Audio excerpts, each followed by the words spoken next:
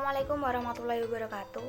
Perkenalkan, nama saya Rina Vitasari, NIM 1803211000092. Di sini saya akan memaparkan terkait hasil review saya dari jurnal Risk Preference of Farmer and Production Input Allocation of Potato Farming in Tengger Highland, Indonesia. Pokok bahasan yang pertama yaitu latar belakang, di mana kentang merupakan komoditas utama petani yang berlokasi di dataran tinggi, salah satunya yaitu pada dataran tinggi Tengger, di mana dalam hal ini kentang memiliki nilai ekonomis yang cukup tinggi. Dalam beberapa tahun terakhir ini, permintaan kentang mengalami peningkatan, di mana dengan adanya peningkatan tersebut harus diimbangi dengan produktivitas yang meningkat pula. Para petani di Tengger pun telah melakukan berbagai upaya dalam meningkatkan produktivitas, termasuk alokasi input yang efisien dan penggunaan teknologi. Sedangkan pada pelaksanaannya, para petani tersebut mengalami kendala terkait rendahnya kualitas input produksi. Salah satunya yaitu benih. Selain itu, kondisi geografis dan ekologis pada usaha tani kentang di dataran tinggi Tengger memiliki resiko yang cukup tinggi, seperti adanya kemungkinan bencana alam yaitu tanah longsor, gunung meletus, dan erosi, yang mana dalam hal tersebut akan pengaruh cara petani dalam mengolah resiko yang terjadi dan bagaimana preferensi mereka terhadap penghindaran resiko. Sehingga pada penelitian ini difokuskan pada resiko produksi kentang yang nantinya dapat digunakan sebagai pertimbangan dalam pengambilan keputusan oleh para petani kentang di dataran tinggi Tengger. Selanjutnya yaitu tujuan. Penelitian ini bertujuan untuk mengetahui preferensi resiko petani kentang di dataran tinggi Tengger dan keputusan mereka dalam mengalokasikan input produksi berdasarkan preferensi terhadap resiko, di mana hal ini layak dilakukan untuk dijadikan bahan pertimbangan bagi pemerintah dalam membuat kebijakan dan strategi untuk meningkatkan produktivitas kentang. Pada metode, penelitian ini dilakukan di dataran tinggi Tengger, tepatnya di Kabupaten Pasuruan, Jawa Timur, yang merupakan sentra produksi kentang. Penelitian ini dilaksanakan pada bulan Mei sampai dengan bulan September tahun 2018. Metode pengambilan sampel menggunakan multi-stage cluster sampling dalam 4 tahap. Di antaranya, yang pertama itu menentukan kabupaten yang menjadi sentra produksi kentang dan terletak di dataran tinggi Tengger. Yang kedua itu menentukan kecamatan yang terletak di dataran tinggi Tengger. Yang ketiga itu menentukan desa yang berada pada ketinggian lebih dari 1.900 meter dari permukaan laut sebagai zona 1 dan yang berada pada ketinggian 1.000 sampai dengan 1.400 meter dari permukaan laut sebagai zona 2. Serta yang terakhir yaitu menentukan sampel menggunakan randomized sampling di kedua lokasi. Subjek pada penelitian ini sebanyak 83 responden di zona 1 dan 77 responden di zona 2 dengan total 160 responden. Analisis yang digunakan yaitu model Just and Pop pada tahun 1979, di mana pada model tersebut menjelaskan bahwa produktivitas tidak hanya dipengaruhi oleh faktor produksi, tetapi juga oleh faktor resiko. Selanjutnya yaitu pada bagian hasil dan pembahasan, di mana pada penelitian ini dapat diketahui pengaruh input terhadap produksi.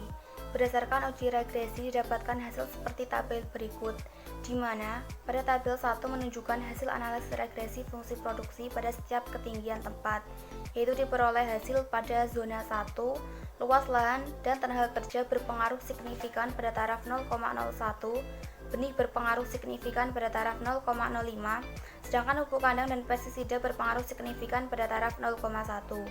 Sehingga luas lahan, benih, pupuk kandang, dan tenaga kerja memiliki pengaruh signifikan yang positif, yang berarti jika input ditambahkan, produksi kentang meningkat, sedangkan pada pestisida berpengaruh signifikan yang negatif, yang berarti jika input ditambahkan, produksi kentang akan berkurang. Serta nilai koefisien determinan pada zona 1 sebesar 92,2%, yang artinya variasi produksi kentang yang dijelaskan variabel input dalam model sebanyak 92,2% dan sisanya yaitu 7,8% dijelaskan faktor lain di luar model. Sedangkan pada zona 2 yaitu luas lahan dan pupuk kimia berpengaruh signifikan pada taraf 0,01 dan benih berpengaruh signifikan pada taraf 0,05, di mana luas lahan, pupuk kimia, dan benih memiliki pengaruh signifikan yang positif, yang berarti jika input ditambahkan, produksi kentang akan meningkat, serta nilai koefisien determinasi pada zona 2 sebesar 90,8. Artinya, variasi produksi kentang dapat dijelaskan variabel input dalam model sebanyak 90,8%. dan sisanya sebesar 9,2% dijelaskan faktor lain di luar model. Hasil uji F pada kedua zona menunjukkan nilai signifikan pada 0,01. Artinya, variabel input secara simultan berpengaruh signifikan terhadap produksi kentang.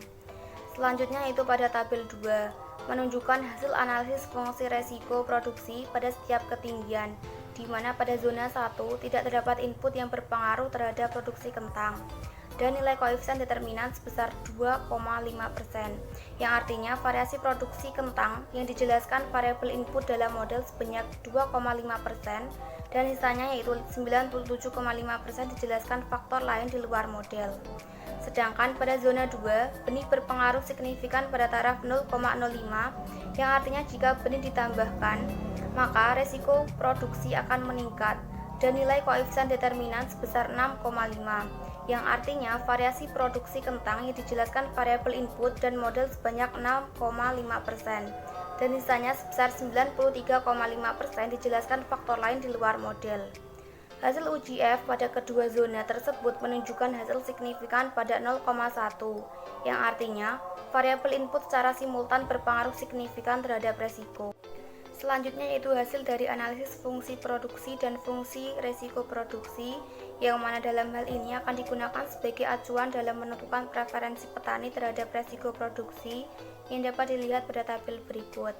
Pada tabel 3 menunjukkan jumlah respon berdasarkan preferensi resiko, di mana pada zona 1 jumlah petani yang risk averse sebanyak 37,35% dan petani risk taker sebanyak 62,65%. Sedangkan di zona 2 semua responden yaitu 100% adalah petani yang risk averse.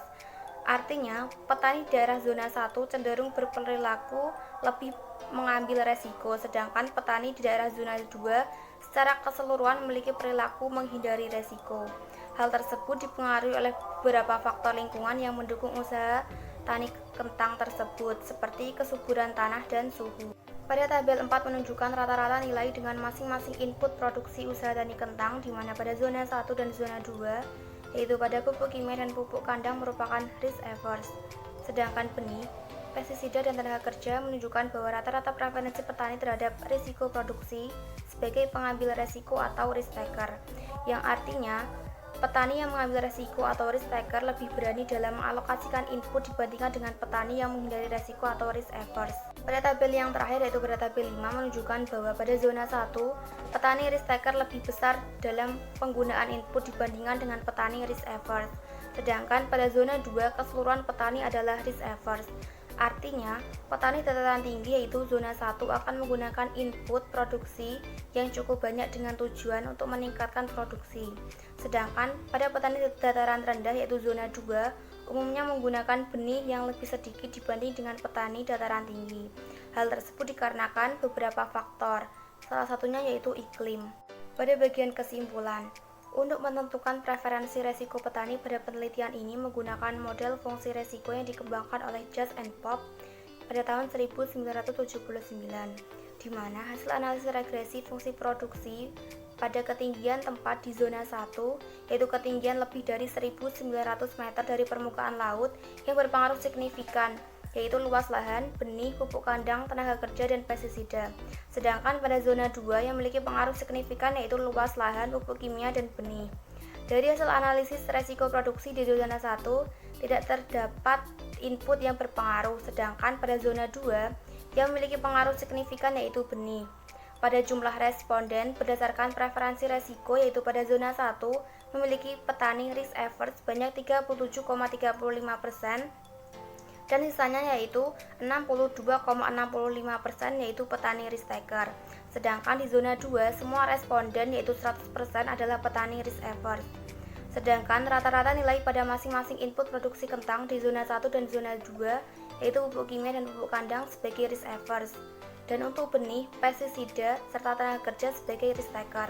Di mana dalam hal ini pada zona 1 petani risk taker lebih besar dalam menggunakan input dibandingkan dengan petani risk averse, sedangkan pada zona 2 keseluruhan petani adalah risk averse. Selanjutnya yaitu kelebihan dari jurnal. Terdapat beberapa penelitian terdahulu yang digunakan sebagai pendukung dari hasil penelitian yang diperoleh dari keadaan lapang. Misalnya pada bagian preferensi penghindaran resiko. Selanjutnya yaitu penentuan preferensi yang digunakan dalam penelitian ini sejalan dengan beberapa jurnal nasional. Salah satunya yaitu Jurnal Ekonomi Pertanian dan Agribisnis atau JEPA, di mana GC lebih dari 0 dan theta kurang dari 0 atau GC kurang dari 0 dan theta lebih dari 0 yang bersifat risk averse. Tetapi jika GC lebih dari 0 dan theta lebih dari 0 atau GC kurang dari 0 dan theta kurang dari 0 bersifat risk taker. Penjelasan pada penelitian yang rinci dan pembahasan masalah yang jelas serta dilengkapi dengan tabel dari hasil pengujian. Selain itu, juga penggunaan bahasa yang mudah dipahami dan sistematika penyusunan yang sesuai. Sedangkan kekurangan dari jurnal tersebut yaitu terdapat maksud tersirat, misalnya pada bagian hasil penelitian yang bermaksud diadakannya atau dibentuknya kebijakan dari pemerintah agar petani risk averse dapat meningkatkan produktivitas dan keuntungan. Serta terdapat beberapa penelitian yang tidak sejalan dengan hasil dari analisis, misalnya pada bagian pengaruh benih yang signifikan pada zona 2 dan penggunaan benih yang tinggi untuk meningkatkan produksi. Berikut merupakan daftar pustaka dari jurnal yang saya review tersebut. Sekian presentasi dari saya, kurang lebihnya mohon maaf. Wassalamualaikum warahmatullahi wabarakatuh.